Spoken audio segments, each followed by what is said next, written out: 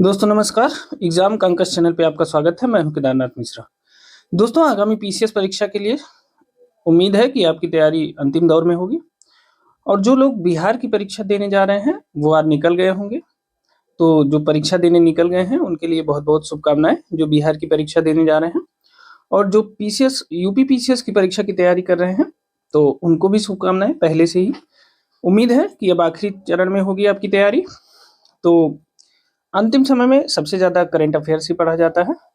तो ऐसे में हम भी जो है घटनासार जो वार्षिकी आई है उसके करंट अफेयर्स के जो महत्वपूर्ण बिंदु हैं, पूरी घटनासार नहीं, एक क्रम से पूरा नहीं, केवल जो महत्वपूर्ण बिंदु हैं जहाँ से आने परीक्षा में आने की संभावना ज़्यादा है, केवल उन्हीं बिंदुओं को आपको रिवीजन कराएँगे।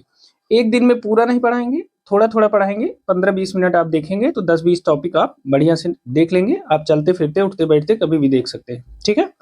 तो इस क्रम की शुरुआत करते हैं। तो घटनासार वार्षिकी की जो है राष्ट्रीय घटनाओं से संबंधित जो शुरुआत में डिस्क्रिप्शन वाला हिस्सा दिया है वहां से शुरू करते हैं और थोड़ा-थोड़ा करते हुए चलेंगे। एक सीरियल से नहीं पढ़ाएंगे, जो बहुत इंपॉर्टेंट है जिसके आने की संभावना है केवल उसी हिस्से को पढ़ाएंगे, ठीक है?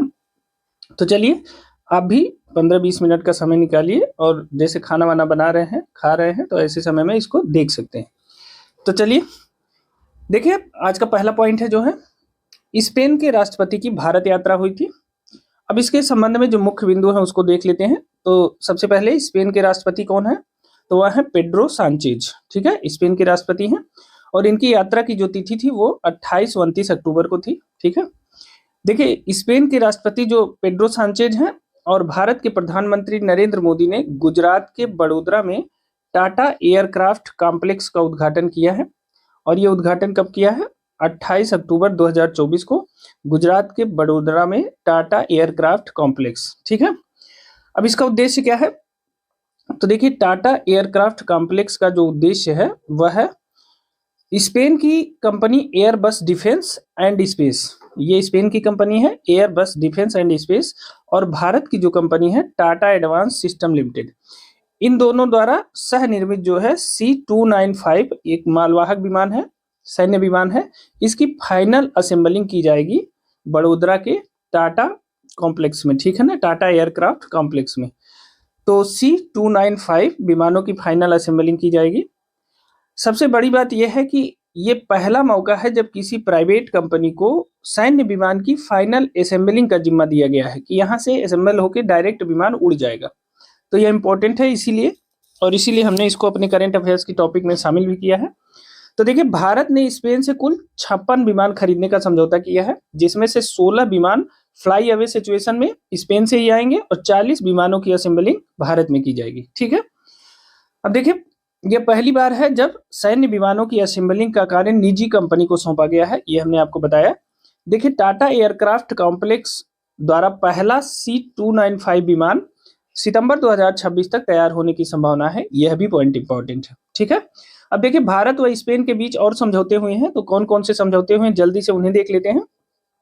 तो देखिए, बुनियादी ढांचा, रेल परिवहन, पर्यटन, संस्कृति आदि के क्षेत्र में समझौता हुआ है। स्पेन जो है बेंगलुरु में वाणिज्य दूतावास खोलेगा, इंपॉर्टेंट है। स्पेन जो है बेंगलुरु में वाणिज्य दूतावास खोलेगा, इंपॉर्टेंट है। और दूसरा, भारत महावाणिज्य दूतावास बार्सिलोना में इसी साल अगस्त में चालू हो गया है भारत का, ठीक है? तो स्पेन बेंगलुरु में वाणिज्य दूतावास खोलेगा और भारत का महावाणिज्य दूतावास बार्सिलोना में इसी अगस्त में चालू हो गया है, ठीक है? तो ये दोनों पॉइंट इंपॉर्टेंट है। अन्य जो बिंदु है, देखिए, भारत और स्पेन के बीच द्विपक्षीय व्यापार वर्ष 2023 में 10 अरब डॉलर के पार चला गया है, ठीक है ना? अब भारत द्वारा जो आयात किया गया वह 2.5 अरब डॉलर किया गया, जबकि निर्यात जो किया गया वह 7.5 अरब डॉलर किया गया। इसका मतलब निर्यात ज्यादा है, आयात कम है, तो अर्थात जो है भारत की जो सिचुएशन है भारत स्पेन के व्यापार में वो सरप्लस की सिचुएशन है, ठीक है? और स्पेन भारत में 16वां बड़ा निवेशक है। अब इससे ज्यादा इस पॉइंट से कुछ भी नहीं पूछा जाएगा कि स्पेन के राष्ट्रपति की भारत यात्रा इसमें कंप्लीट है, अब इससे बाहर आने की संभावना नहीं है, ठीक है? अब चलिए नेक्स्ट पॉइंट देखते हैं, जर्मन चांसलर ओलाफ स्कोल्ज की भारत यात्रा, ठीक है? अब इनके बारे में देख लेते हैं। देखिए, जर्मन चांसलर हैं ओलाफ स्कोल्ज, ठीक है? यात्रा का उद्देश्य जान लेते हैं।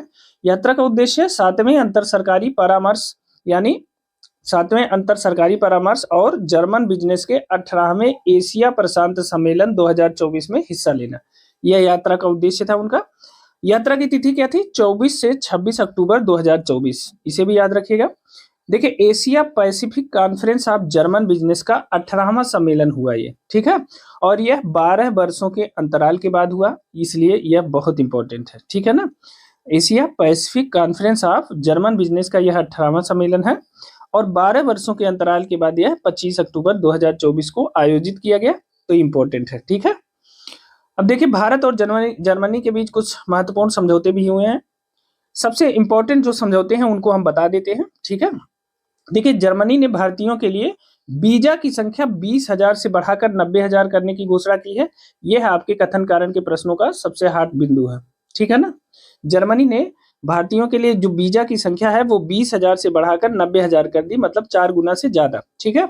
साथ ही एआई और सेमीकंडक्टर के क्षेत्र में सहयोग और ग्रीन हाइड्रोजन और अंतरिक्ष प्रौद्योगिकी में सहयोग के लिए भी समझौता हुआ है, ठीक है। अब देखिए, Indo German green hydrogen road map launch हुआ है। क्या है? Indo German green hydrogen road map launch किया गया। इसमें क्या है? इसमें हरित हाइड्रोजन उत्पादन क्षमता बढ़ाने के लिए समझौता हुआ है। नवीकरणीय ऊर्जा के क्षेत्र में निवेश किया जाएगा। जलवायु परिवर्तन से निपटने की दीर्घकालिक रणनीति के लिए एकजुटता इसमें दर्शाई जाएगी, ठीक है। साथ ही रक्षा और सुरक्षा के क्षेत्र में आतंकवाद और साइबर अपराध, ठीक है, रक्षा सुरक्षा, आतंकवाद और साइबर अपराध के क्षेत्र में उच्च शिक्षा और अनुसंधान में साझेदारी बढ़ाने पर सहमति हुई है। यह इंपॉर्टेंट है। देखिए, student exchange and water security and global change, ठीक है, इस पे समझौता हुआ है। इसके मतलब इस student exchange and water security and global change जैसे मास्टर्स कार्यक्रम को संचालित करने पर समझौता हुआ है। इनके पीजी कार्यक्रम को चालू किया जाएगा, ठीक है। देखिए, एक और इम्पोर्टेंट समझौता हुआ है आईआईटी चेन्नई और ड्रेसडेन विश्वविद्यालय, याद रखिएगा, आईआईटी चेन्नई और ड्रेसडेन विश्वविद्यालय के बीच समझौता हुआ है दोहरे डिग्री कार्यक्रम के लिए, यह भी इंपॉर्टेंट है। साथ ही माइग्रेशन और मोबिलिटी पार्टनरशिप एग्रीमेंट यानी एमएमपीए के तहत जो कुशल प्रवासियों के लिए रोजगार और शिक्षा के अवसरों को बढ़ावा देने पर सहमति भी बनी है, ठीक है ना। जो कुशल प्रवासी हैं किसी क्षेत्र में, उनके लिए रोजगार और शिक्षा के अवसरों को बढ़ाने के लिए समझौता हुआ है, ठीक है। तो इतने समझौते हुए हैं, चूंकि बहुत समझौते हुए हैं इसलिए आप इन्हें जरूर पढ़िएगा, ठीक है। अगला पॉइंट देख लेते हैं। देखिए, हरियाणा और जम्मू कश्मीर में चुनाव हुए हैं, उनका रिजल्ट आ गया है, नई सरकारों का गठन हुआ, तो देख लेते हैं।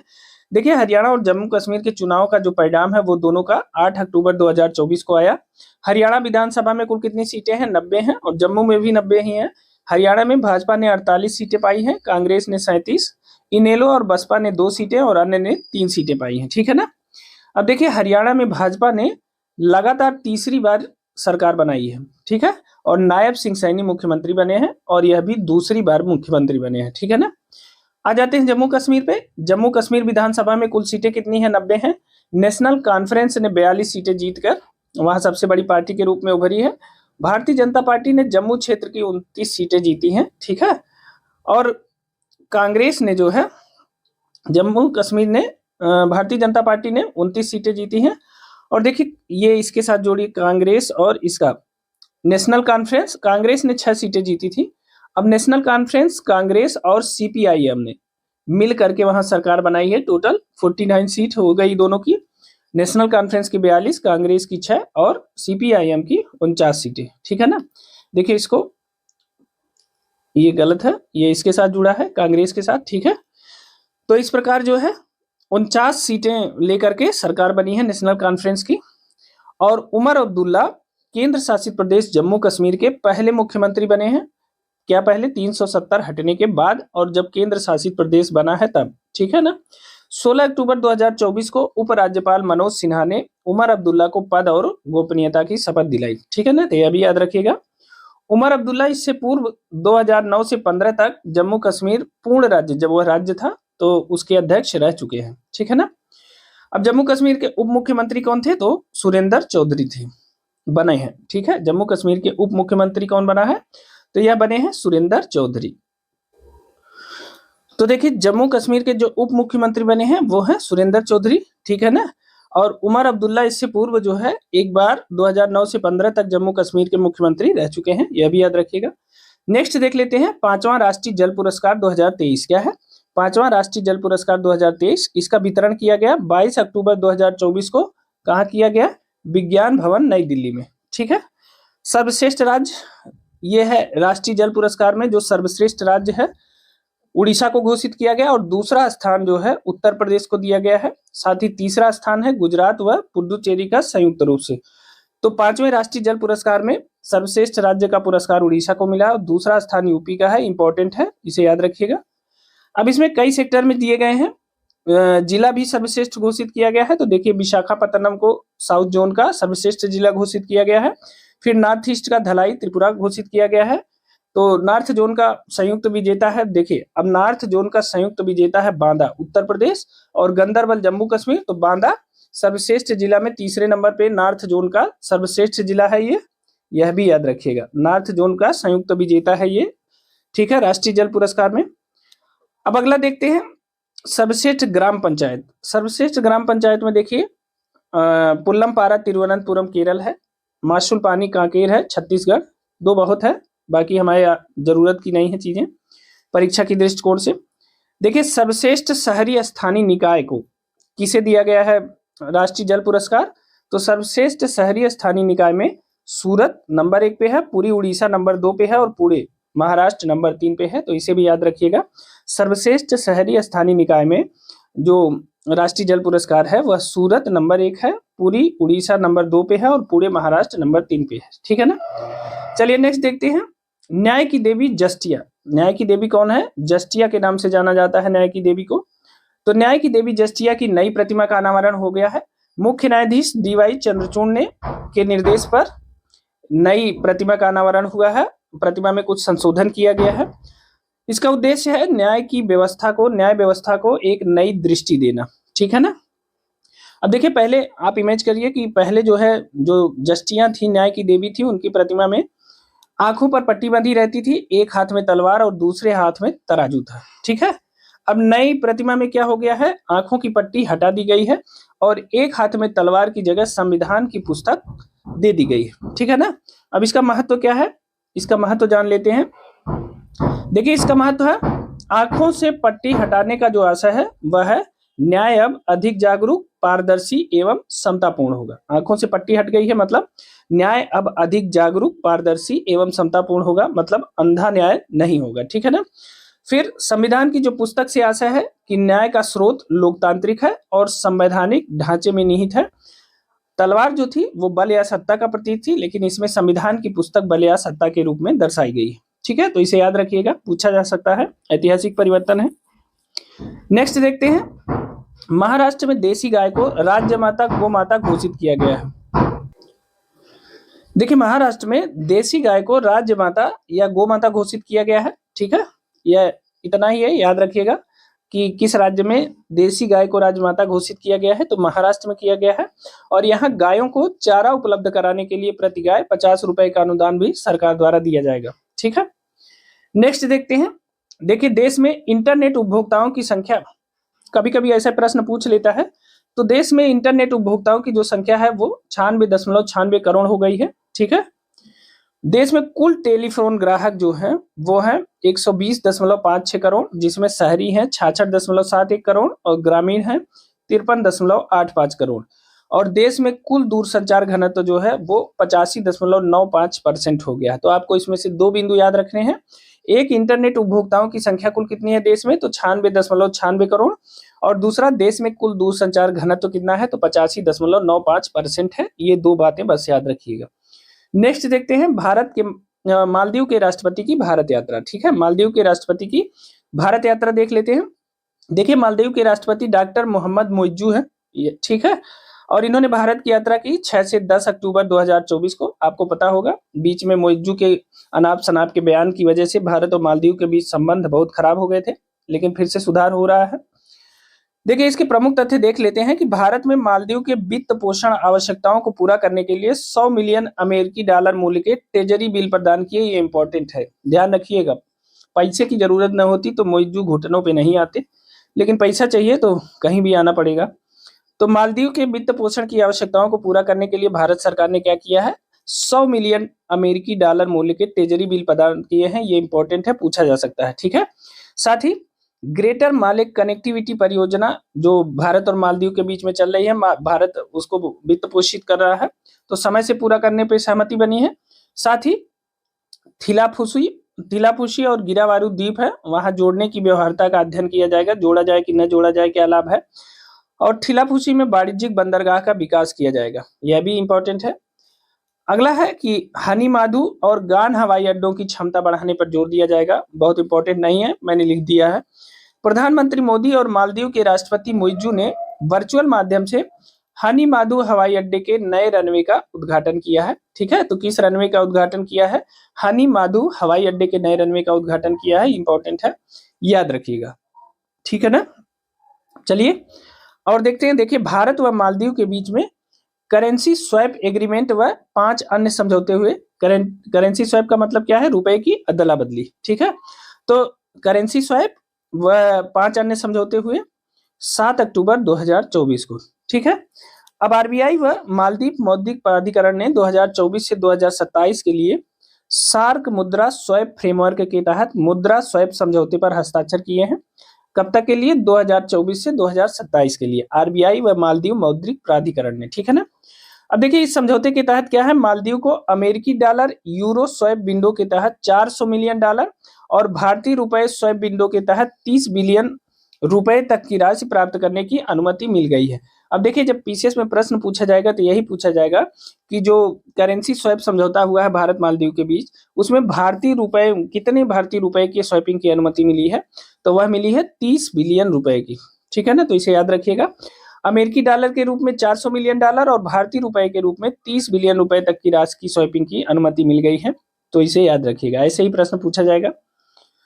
अब चलिए अगला पॉइंट है, लद्दाख ने के पश्मीना ऊन को जीआई टैग मिला है, यही आपका उत्तर भी है, पूछा जाएगा कि कहाँ पश्मीना ऊन कहाँ का है, तो लद्दाख का है और उसको जीआई टैग दिया गया है। ठीक है, पश्मीना ऊन को सॉफ्ट गोल्ड भी कहते हैं, यह भी इंपॉर्टेंट है, क्या कहते हैं? पश्मीना ऊन को सॉफ्ट गोल्ड भी कहा जाता है। ठीक है, अब पश्मीना ऊन जो है ये चांगथांगी बकरी, जिसे कैप्रा एग्रेगस हिरकस भी कहा जाता है, इससे प्राप्त किया जाता है। साइंटिफिक नेम है कैप्रा एग्रेगस हिरकस। पश्मीना ऊन चांगथांगी बकरी से मिलता है, यह भी ध्यान रखिएगा, भेड़ नहीं है, बकरी है। अब पश्मीना बकरी कहाँ पाई जाती है? भारत, नेपाल, तिब्बत में, लद्दाख व हिमालय के उच्च ऊंचाई वाले क्षेत्रों पे पाई जाती है। ठीक है ना, तो लद्दाख के पश्मीना ऊन को जीआई टैग दिया गया। अगला पॉइंट देख लेते हैं, एक देश एक चुनाव पर कोविंद समिति की रिपोर्ट, केंद्रीय मंत्रिमंडल की मंजूरी। इसमें देखिए सबसे इंपॉर्टेंट पॉइंट शुरू में ही लिख दिए हैं कि समिति ने अपनी रिपोर्ट राष्ट्रपति को कब सौंपी? तो 14 मार्च 2024 को, और इस रिपोर्ट को केंद्रीय कैबिनेट की सैद्धांतिक मंजूरी कब मिली? तो 18 सितंबर 2024 को।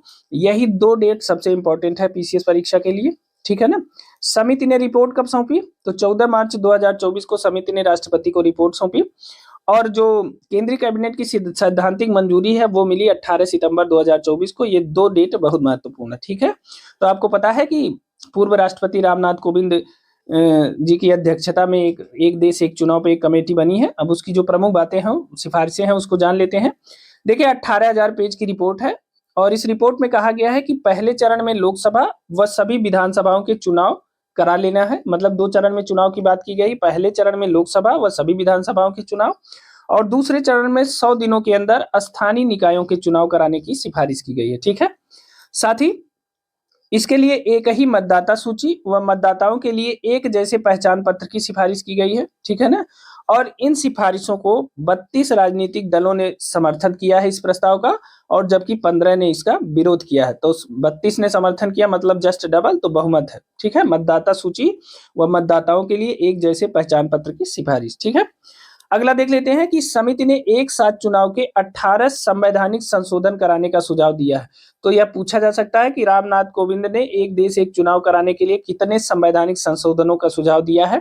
तो कुल 18 संवैधानिक संशोधनों का सुझाव दिया है। ठीक है, इनमें से अधिकतर जो संशोधन ऐसे हैं उनके लिए विधानसभाओं की मंजूरी की जरूरत नहीं है। ठीक है ना, अब देखिए अगला है कि मतदाता सूची व वोटर कार्ड में होने वाले संशोधन को देश के आधे राज्यों की मंजूरी आवश्यक होगी। किसके लिए? मतदाता सूची व वोटर कार्ड में होने वाले जो संशोधन है उनके लिए आधे राज्यों की मंजूरी आवश्यक होगी। ठीक है, साथ ही अनुच्छेद 83 संसद के सदनों की अवधि में संशोधन, अनुच्छेद 172 राज्य विधानमंडलों की अवधि में संशोधन, और अनुच्छेद 82 जोड़ने की सिफारिश की गई है। ठीक है ना, तो इसे याद रखिएगा, इंपॉर्टेंट है।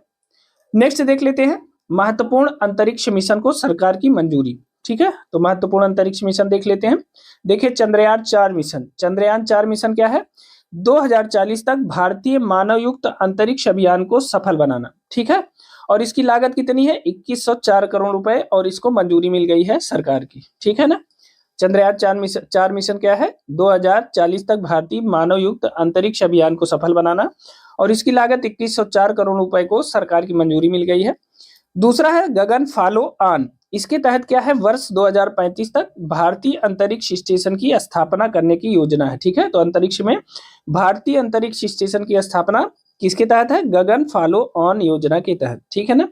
नेक्स्ट देखते हैं, वीनस ऑर्बिटर मिशन को भी मंजूरी दे दी गई है, और इसरो द्वारा शुक्र ग्रह के अध्ययन के लिए इस मिशन को शुरू किया गया है, इसे भी कैबिनेट ने मंजूरी दे दी है, ठीक है। साथ ही कैबिनेट ने दिसंबर 2028 तक भारतीय अंतरिक्ष स्टेशन की पहली इकाई BAS-1 को के निर्माण को मंजूरी दे दी है, ठीक है ना।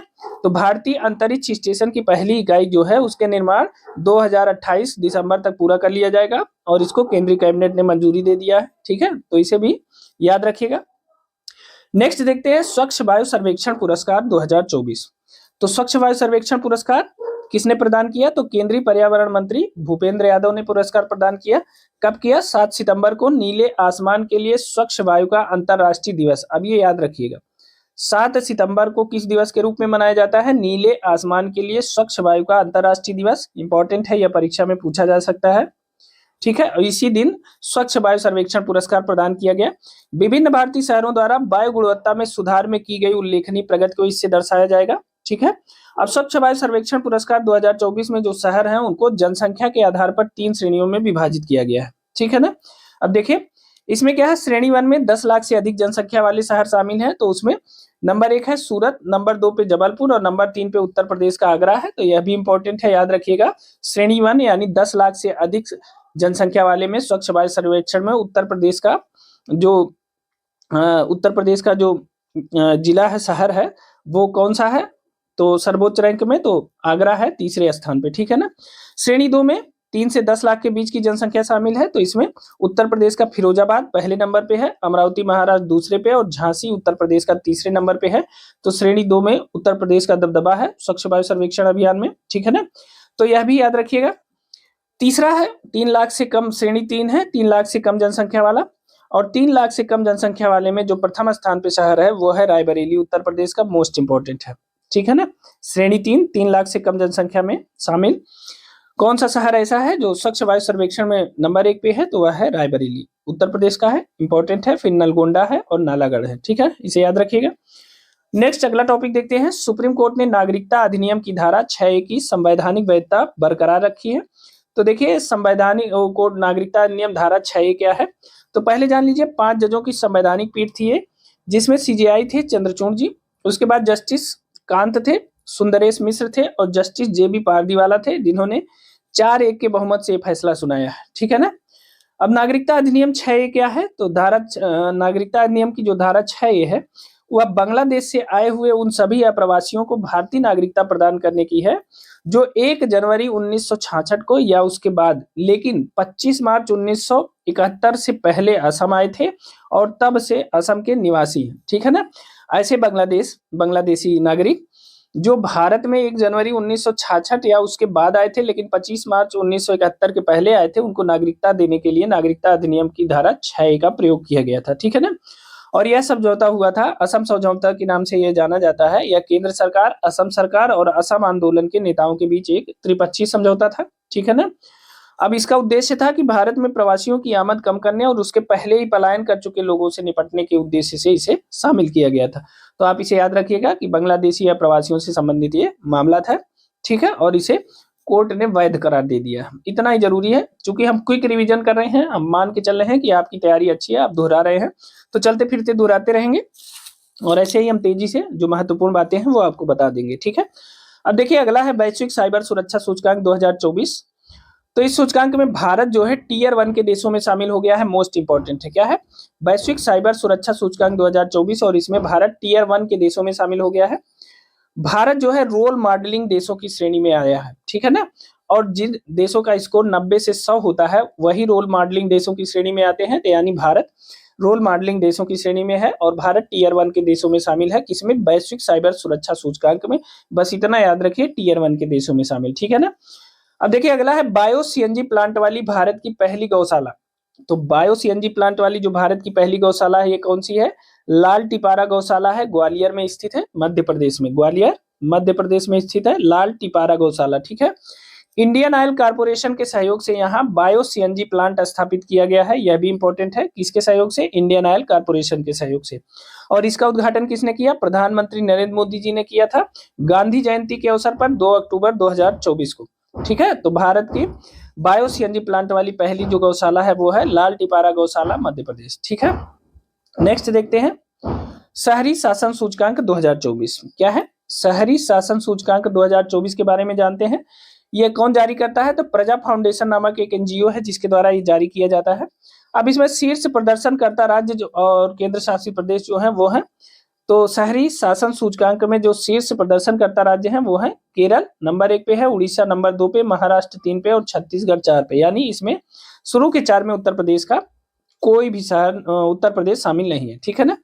तो शीर्ष प्रदर्शनकर्ता राज्य शहरी शासन सूचकांक में केरल, उड़ीसा, महाराष्ट्र और छत्तीसगढ़ है। और निम्न प्रदर्शनकर्ता राज्य कौन है? नागालैंड नंबर 1 पे है, फिर मणिपुर है, फिर मेघालय है। सबसे निम्न प्रदर्शनकर्ता नागालैंड, फिर मणिपुर, फिर मेघालय, ठीक है। नेक्स्ट देख लेते हैं मराठी, पाली, प्राकृत, असमिया और बंगाली को शास्त्रीय भाषा का दर्जा। क्या क्या है? मराठी, पाली, प्राकृत, असमिया और बंगाली को शास्त्रीय भाषा का दर्जा दिया गया है। मोस्ट इंपॉर्टेंट है, इसे याद रखिएगा, ठीक है ना। अब देखिए देश में अब तक कुल जो है 11 शास्त्रीय भाषाएं हो गई हैं। क्या? अब तक देश में कुल 11 शास्त्रीय भाषाएं दर्ज कर ली गई हैं। अब देखिए जो पूर्व में शास्त्रीय भाषाएं दर्ज की गई हैं उनके बारे में जान लेते हैं। देखिए तमिल 2004 में शामिल हुई, संस्कृत 2005 में, तेलुगु 2008 में, कन्नड़ 2008 में और मलयालम 2013 में, जबकि उड़िया 2014 में। इस प्रकार कुल 11 शास्त्रीय भाषाएं हो गई हैं। देखिए तमिल, संस्कृत, तेलुगु, कन्नड़, मलयालम और उड़िया पहले से थी। मराठी, पाली, प्राकृत, असमिया, बंगाली को और जोड़ दिया गया है, तो कुल 11 शास्त्रीय भाषाएं हैं, याद रखिएगा, ठीक है। नेक्स्ट देख लेते हैं। देखिए असम के 8 उत्पादों को जीआई टैग प्रदान किया गया है, ठीक है। अब इसमें देखिए कौन कौन से वो उत्पाद है, कुछ जरूरी चीजें हैं जो हम देखेंगे, बाकी 8 उत्पादों को नहीं देखेंगे। देखिए चावल से बनी बियर की 3 किस्मों को जीआई टैग दिया गया है, ठीक है। तो कौन कौन सी 3 किस्में हैं? बोडो जौ ग्वारन है, फिर मेबरा जौ बिडवी है। देखिए बोडो जौ ग्वारन यह चावल से बनी बियर है, मेबरा जौ बिडवी है। स्वागत पेय के रूप में इसका उपयोग किया जाता है। ये इंपॉर्टेंट है, पूछा जा सकता है कि असम में चावल से बनी हुई किस शराब को या बियर को स्वागत पेय के रूप में प्रयोग किया जाता है? तो मेबरा जौ बिडवी, ठीक है ना, इसका प्रयोग स्वागत पेय के रूप में होता है। फिर बोडो जौ गिशी है एक, ठीक है। तो हमको केवल इंपॉर्टेंट है मेबरा जौ बिडवी, इसका स्वागत पेय के रूप में उपयोग किया जाता है। एक वस्त्र है छोटा सा प्यारा सा पारंपरिक बोडो वस्त्र, इसे कहते हैं बोडो आरोनाई, इसको भी जीआई टैग दिया गया है, ठीक है ना। तो पारंपरिक जो बोडो वस्त्र है बोडो आरोनाई को भी जीआई टैग दिया गया है। यह भी इंपॉर्टेंट है, इसे याद रखिएगा। बोडो आरोनाई क्या है? एक छोटा सा वस्त्र है, इसे पारंपरिक बोडो वस्त्र कहते हैं, ठीक है ना, इसे याद रखिएगा। नेक्स्ट देखते हैं भारत अंतरराष्ट्रीय ऊर्जा दक्षता हब में शामिल हो गया है। क्या है? भारत अंतरराष्ट्रीय ऊर्जा दक्षता हब में शामिल हुआ है। 3 अक्टूबर 2024 को कैबिनेट की मंजूरी मिल गई है और इसकी कैबिनेट की अध्यक्षता किसने किया है? प्रधानमंत्री ने। देखिए भारत सरकार द्वारा नामित जो नोडल एजेंसी है इसके लिए वह है ऊर्जा दक्षता ब्यूरो, ठीक है ना। ब्यूरो ऑफ एनर्जी इफिशियंसी इसका नोडल एजेंसी है, ठीक है ना। और ऊर्जा दक्षता हब का जो मुख्यालय है वह पेरिस फ्रांस में है। क्या है? ऊर्जा दक्षता हब का जो मुख्यालय है वो कहाँ है? पेरिस फ्रांस में है। ये इंपॉर्टेंट है, याद रखिएगा। इसके सदस्य देश कितने हैं? 16 हैं। और वर्तमान अध्यक्ष इसके कौन है? यूरोपीय आयोग के अध्यक्ष इसके वर्तमान अध्यक्ष है, यह भी याद रखिएगा, ठीक है। तो अंतरराष्ट्रीय ऊर्जा दक्षता हब का जो मुख्यालय वो कहाँ है? पेरिस में है। सदस्य देश 16 हैं, वर्तमान अध्यक्ष यूरोपीय आयोग है और भारत ने 3 अक्टूबर को इसमें शामिल होने को मंजूरी दे दी है और नोडल एजेंसी है ऊर्जा दक्षता ब्यूरो, ठीक है ना। नेक्स्ट देखते हैं भारत वैश्विक भ्रष्टाचार विरोधी गठबंधन के नेतृत्व में शामिल हो गया है। भारत जो है वैश्विक भ्रष्टाचार विरोधी गठबंधन के नेतृत्व में शामिल हो गया है और भारत को भ्रष्टाचार विरोधी कानून प्रवर्तन प्राधिकरण मतलब ग्लोब संचालन समिति के 15 सदस्यीय ग्लोबल ऑपरेशन नेटवर्क के लिए चुना गया है, ठीक है ना। तो भारत वैश्विक भ्रष्टाचार विरोधी गठबंधन के नेतृत्व में शामिल है। भारत को भ्रष्टाचार विरोधी कानून प्रवर्तन प्राधिकरण संचालन समिति के 15 सदस्यीय ग्लोबल ऑपरेशन नेटवर्क के लिए चुना गया है। ग्लोबल ऑपरेशन नेटवर्क G20 समूह की एक पहल है, यह भी याद रखिएगा। जिसका नेतृत्व करेगा भारत, वह G20 समूह की एक पहल है और इसमें कुल 121 देश सदस्य हैं, यह भी इंपॉर्टेंट है, ठीक है ना, इसे याद रखिएगा। नेक्स्ट देखते हैं, भारत की पहली एयरपोर्ट इंडोर वायु गुणवत्ता निगरानी सुविधा क्या है? भारत की पहली एयरपोर्ट इंडोर वायु गुणवत्ता निगरानी सुविधा, मतलब एयरपोर्ट के आंतरिक हिस्सों में वायु गुणवत्ता को बनाए रखने के लिए पवन चित्रा की स्थापना की गई है। और यह क्या है? देखिए, तिरुवनंतपुरम हवाई अड्डे केरल में स्थापित किया गया है। इसे कहां? तिरुवनंतपुरम हवाई अड्डा केरल में स्थापित किया गया है। और इससे क्या होगा? एयरपोर्ट पर काम करने वाले लोगों को वायु प्रदूषण से होने वाली समस्याओं से बचाया जा सकता है, क्योंकि ये क्या है? यह वायु गुणवत्ता निगरानी सुविधा है, ठीक है ना। तो पवन चित्रा इसका नाम है, भारत की पहली एयरपोर्ट इंडोर वायु गुणवत्ता निगरानी सुविधा है, इसे याद रखिएगा। नेक्स्ट देख लेते हैं, भारत का पहला ऑक्सीजन बर्ड पार्क क्या है? भारत का पहला ऑक्सीजन बर्ड पार्क, ठीक है ना, इसे याद रखिएगा, इंपॉर्टेंट है। नागपुर महाराष्ट्र में नागपुर हैदराबाद राष्ट्रीय राजमार्ग संख्या 44 पर स्थित है, ठीक है ना। तो भारत का पहला ऑक्सीजन बर्ड पार्क कहाँ है? नागपुर महाराष्ट्र में नागपुर हैदराबाद राष्ट्रीय राजमार्ग संख्या 44 पर स्थित है। इसका क्षेत्रफल है 8.23 हेक्टेयर और इस पार्क में 8000 से ज्यादा प्रकार के पौधे हैं। कितने हैं? 8000 से ज्यादा प्रकार के पौधे हैं और इसे national highway authority of India मतलब NHAI ने विकसित किया है, ठीक है। तो पहले ऑक्सीजन बर्ड पार्क को किसने विकसित किया है? NHAI ने, ठीक है। और यह पार्क क्या करेगा? यह पार्क पक्षियों के अभ्यारण्य के रूप में तथा इको टूरिस्ट डेस्टिनेशन के रूप में डिजाइन किया गया है, मतलब जो यात्री वहां जाएंगे वो यहाँ घूम भी सकते हैं। तो इको टूरिस्ट डेस्टिनेशन के रूप में और पक्षियों के अभ्यारण्य के रूप में इसे विकसित किया गया है, डिजाइन किया गया है। देखिए, एक और इम्पोर्टेंट फैक्ट है, नागपुर को भारत की बाघ राजधानी भी कहते हैं। क्या कहते हैं? नागपुर को भारत की बाघ राजधानी भी कहा जाता है, यह भी इंपॉर्टेंट है, ठीक है। तो दोस्तों, ये थे कुछ महत्वपूर्ण तथ्य। हमने सोचा चलते चलते आप इसको दोहरा लेंगे, बाकी जो बचा हुआ है उसको हम अगली वीडियो में लेके आएंगे। आपने अगर इसकी पूरी वीडियो देखी है तो आप हमें अपना अनुभव शेयर कर सकते हैं। साथ ही आप जो है इस वीडियो को अपने दोस्तों के साथ भी शेयर करें, ठीक है। मिलते हैं अगली वीडियो में कुछ नए तथ्यों के साथ। तब तक के लिए स्वस्थ रहिए, मस्त रहिए। और हाँ, अगर अभी तक आपने चैनल को सब्सक्राइब नहीं किया है तो सब्सक्राइब जरूर कर लीजिए, ठीक है। फिर किसी एक महत्वपूर्ण वीडियो के साथ आते हैं, उपयोगी वीडियो के साथ आते हैं, ठीक है। तो अभी के लिए खूब मेहनत से पढ़िए। बहुत बहुत धन्यवाद।